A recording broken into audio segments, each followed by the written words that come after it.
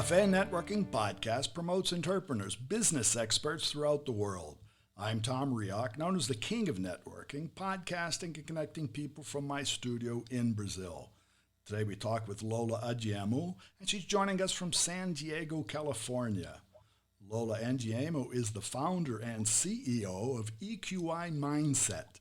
EQI is from Equity and Inclusion. As a speaker and certified diversity, equity, and inclusion professional, she leverages her experiences as an immigrant, career mom, board member, and scientist within different global corporations to inspire and motivate underrepresented individuals. She's author of the upcoming book, Thriving in Intersectionality. So Lola, tell us about your upcoming book, Thriving in Intersectionality. Thank you, Tom. So my book started from my experience as an immigrant in corporate America. I have worked for a lot of corporate organizations, and I want to focus on inclusion.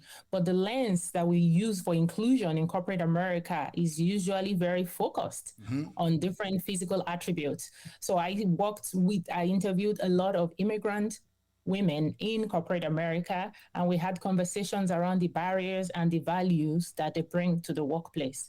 So my book will be applicable for people that are in corporate America and are looking for ways to feel more belonging in the workplace. My book will be applicable for leaders who are trying to move that dial around inclusion in their corporation. Right? What are the different levers they need to pull? What are the areas where people are very much excluded in the corporate workplace? Board members that are trying to build inclusion into the organization from the grassroots, from the top, for the middle managers who are managing people every day in their workspaces. How can we be more inclusive, particularly of immigrants? Right. And these immigrants focused on women also specifically. And there's a reason why I did that, because as a woman, you have the gender inequity, you have that exclusion because of your gender. And then I have a chapter around Black immigrants in particular. So people who are immigrants, who are people of color, and people who have female. All of these combined, how does it show up in the workplace? How does it hold us back? And how can leaders make the changes to build inclusion for immigrants in the corporate workplace? That's what the book is about. Yeah, I want to congratulate you, because when we talk about corporate and most corporations today, they're global. They're multicultural, they're multinational. They have presence in several countries. And so they really do have a need to address that.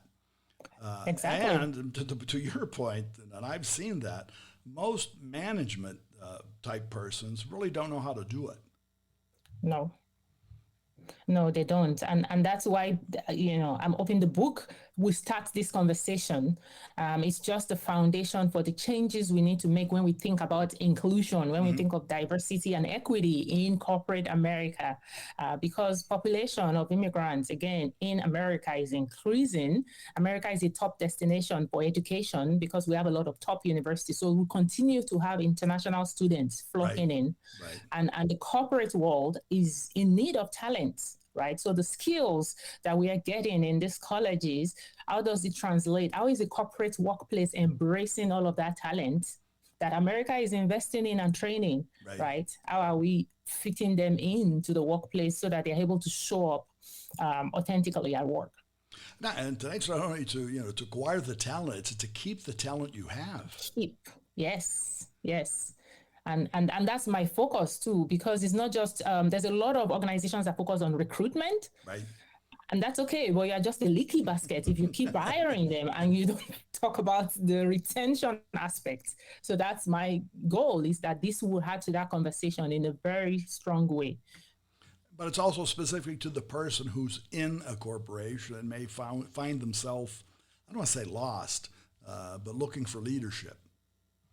Yes, exactly. So the individuals themselves, when someone else asked me, why are you writing this book? You are not in corporate anymore. You have your own company. And I said, but this is not really for corporate. It starts with the individuals. The people who are working in corporate America and are feeling stuck, right? And are struggling this book would show them stories of other immigrants who have successfully navigated this. What are some of the tools they used? How can I apply it for myself? So each chapter ends with like questions and tips and resources to help you move through those barriers at work. And as a speaker, you also covered these in your speaking engagements. Exactly. Yeah, because again, every organization is at different stage. So when I go to speak to business leaders, I am making this clear to them on why we need to do this and then how. Right. The how is my employee resource group focus, because now I'm focused on how do I help you build those inclusive spaces within your organization. And that happens through employee resource group or business resource group or affinity groups. And I always start with the data. What does your company look like right now? Where's your greatest need? And where do we start from? Well, that's an important point, because now the investment companies, venture capital type companies, are really looking at that point. What type of company do you have? And they're looking to make sure that where they want to put their money as an investment, that company attends to the equity and inclusion. Right. And I think the last 2 years, in America, corporate America, there's been a lot of people speaking out about these things, but we're moving from, okay, you've spoken about it. What are you doing about it? As a board member, do you see the boards moving the dial? When they do respond and they diversify, right? I think it's not everybody that's been mandated yet. So people are taking their time. Right. But for the organizations that have started making those changes to their board, it's been helpful to drive that change organizationally.